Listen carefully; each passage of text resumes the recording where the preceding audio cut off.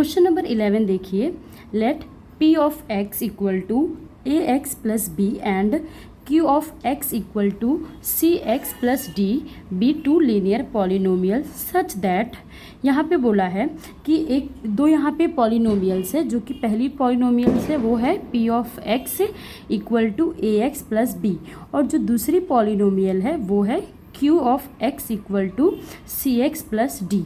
अब ये जो दो पॉलिनोमियल है, ये दो पॉलिनोमियल के लिए यहाँ पे हमें 3 कंडीशन दिया है। इन तीनों कंडीशन का यूज़ करके हमें ये a, b, c and d, ये चारों का वैल्यू हमें फाइंड करना है। एंड वो वैल्यूज़ फाइंड करके हम इस P ऑफ x और Q ऑफ x में हम पुट करेंगे, जिससे हमें P ऑफ x और Q ऑफ x, ये जो दो पॉलिनोमियल है, उसकी एग्जैक्ट इक्वेशन हमें मिलेगी। तो स्टार्ट करते हैं इसे। तो यहाँ पे देखिए पहली कंडीशन क्या दिया है, P ऑफ 0 इक्वल टू 5। तो अब हम क्या करेंगे, सबसे पहले जो हमें P ऑफ x दिया है हम उसे लिख लेंगे। तो देखिए P ऑफ x हमें क्या दिया है, ax प्लस b, तो हम यहाँ पे लिख लेंगे ax प्लस b। अब यहाँ पे P ऑफ 0 कितना दिया है, 5।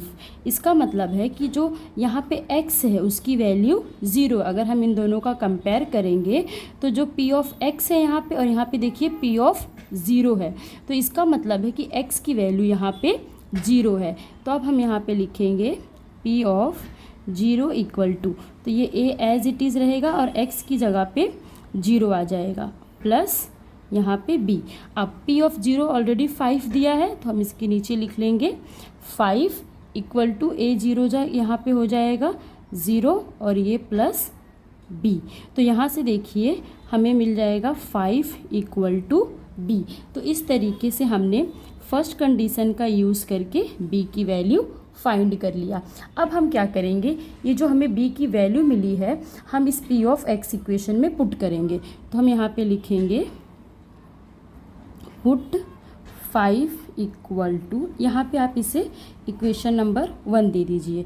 तो यहाँ पे हम लिखेंगे put b equal to 5 in equation 1। तो यहाँ पे ये हो जाएगा इक्वेशन 1। तो इक्वेशन 1 क्या है, P ऑफ x, यहाँ पे P of x equal to ax plus b। तो ये हो जाएगा P of x equal to ax plus, यहाँ पे b की वैल्यू हमें मिली है 5। तो ये हमें एक जो है इक्वेशन मिल गई P ऑफ x की। अब हम इसे क्या करेंगे, इक्वेशन नंबर 2 लिख के छोड़ देंगे यहाँ पे। अब हम दूसरी कंडीशन का यूज़ करेंगे। तो देखिए इसमें जो ये थर्ड कंडीशन दी है, हम पहले इसका यूज़ करेंगे। तो यहाँ पे लिखा है the sum of P of x and Q of x is equal to 6x plus 4। तो देखिए जो P हम यहाँ पे इस तरीके से लिख लेते हैं, P of x plus Q of x equal to है 6x प्लस 4। अब जो P ऑफ x की वैल्यू देखिए हम यहाँ से लिखेंगे, जो हमारा इक्वेशन नंबर 2 है, यहाँ से हम P ऑफ x की वैल्यू लिख देंगे ax प्लस 5 प्लस यहाँ पे Q ऑफ x की वैल्यू देखिए क्या दिया है इक्वेशन में, यहाँ पे देखिए Q ऑफ x कितना है, cx प्लस d। तो वो हम यहाँ पे लिख देंगे। तो यहाँ पे हम लिखेंगे 6x plus d equal to, यहाँ पे आ जाएगा 6x प्लस 4। होप सो आप सभी को यहाँ तक समझ गया होगा। अब हम क्या करेंगे, यहाँ पे देखिए ये x है यहाँ पे भी, और ये भी यहाँ पे भी x है, तो हम इन टर्म्स को क्या करेंगे, साथ में लिख लेते हैं। तो ये हो जाएगा ax plus cx plus 5 plus d equal to 6x plus 4।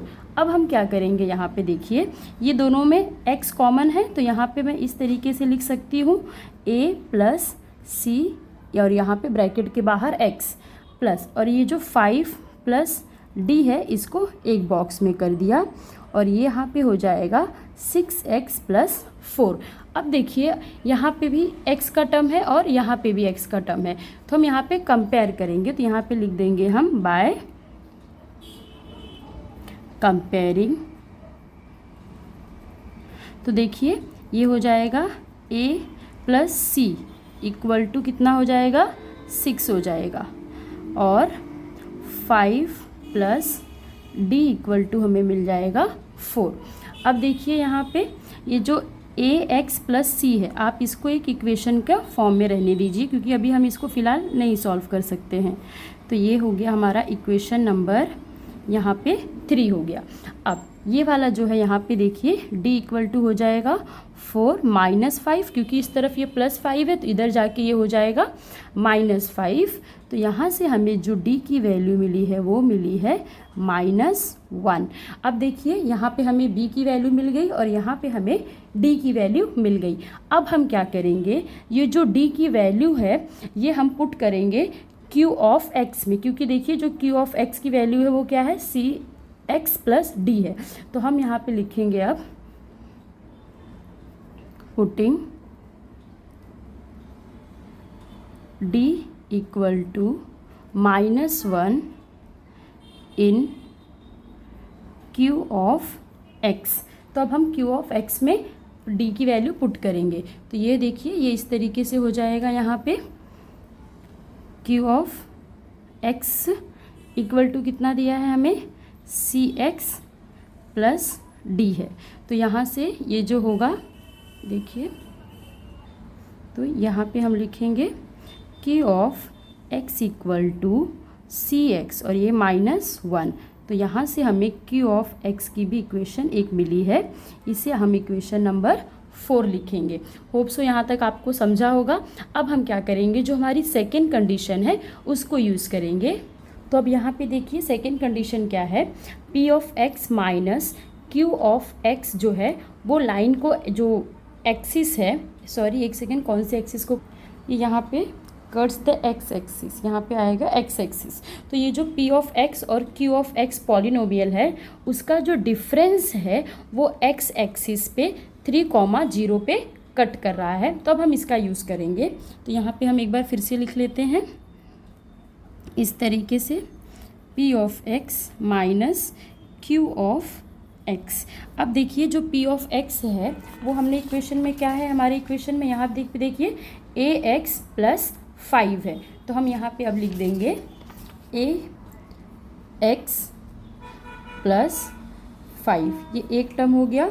और q ऑफ x क्या है, ये देखिए हमारा इक्वेशन नंबर 5 है। तो यहाँ पे देखिए ये कितना है, q ऑफ x कितना है cx माइनस 1। तो अब हम उसे यहाँ पे लिख लेंगे cx माइनस 1।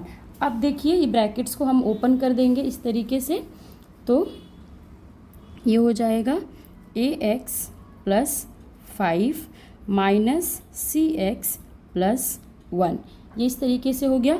अब यहाँ पे ax माइनस cx को हम साथ में लिख लेते हैं और ये प्लस 5 और प्लस 1 को एक साथ। अब देखिए ये जो पॉलिनोमियल है, तो जो पॉलिनोमियल होता है उसका स्टैंडर्ड फॉर्म क्या होता है, ax प्लस b, और ये किसके बराबर होता है, y के बराबर होता है। तो ये दोनों भी एक पॉलिनोमियल हैं, तो यहाँ पे ये किसके बराबर होगा, y के बराबर होगा। तो हम यहाँ पे लिख देंगे इक्वल्स टू y। इतना समझा। अब देखिए यहाँ पे x कॉमन है तो ये हो जाएगा a minus c into x, और ये प्लस 5 प्लस 1 यहाँ पे हो जाएगा प्लस 6 इक्वल टू y। अब देखिए यहाँ पे y की वैल्यू जो यहाँ पे पॉइंट है वो कट कर रहा है 3,0 पे। तो इसका मतलब है यहाँ पे कि जो x की वैल्यू है वो 3 है और y की वैल्यू जो है वो है 0। तो अब हम वो वैल्यूज़ यहाँ पे पुट करेंगे। तो हम यहाँ पे लिख सकते हैं x equal to 3 and y equal to 0। तो अब देखिए ये हो जाएगा यहाँ पे a माइनस सी, और ये हो जाएगा x की वैल्यू यहाँ पे 3 हो जाएगी, और यहाँ पे ये प्लस 6 इक्वल टू 0। बस हमने यहाँ पे x और y की वैल्यूज़ को पुट किया है।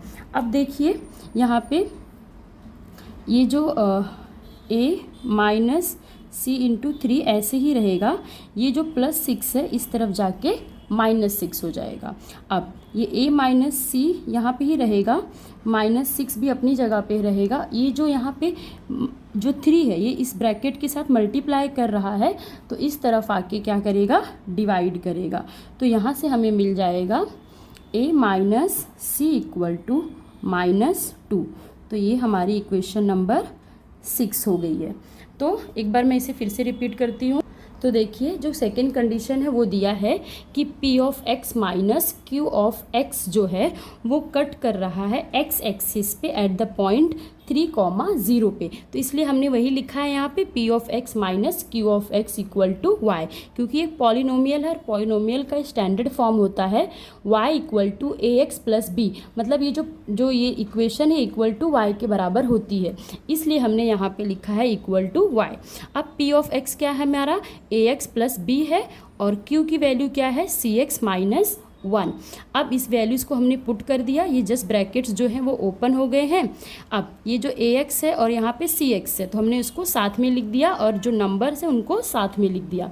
इसके बाद यहाँ पे एक्स को कॉमन ले लिया, तो यहाँ पे ए माइनस सी बच गया, और ये +6। अब यहाँ पे देखिए जो कट कहाँ पे कर रहा है, 3,0 पे। तो एक्स की वैल्यू यहाँ पे 3 है और y की वैल्यू 0 है, तो हम उन्हीं वैल्यूज़ को यहाँ पे पुट कर दिए हैं। शिफ्ट करके यहाँ पे हमें a minus c equal to -2 मिला। ये है हमारा इक्वेशन नंबर 6 मिल गया। तो अब देखिए यहाँ पे इक्वेशन, हमें पीछे भी एक इक्वेशन मिली है जो कि है यहाँ पे देखिए, ये एक इक्वेशन हमें मिली थी a plus c equal to 6, जो है इक्वेशन नंबर 3। तो हम यहाँ पे अब लिख सकते हैं फ्रॉम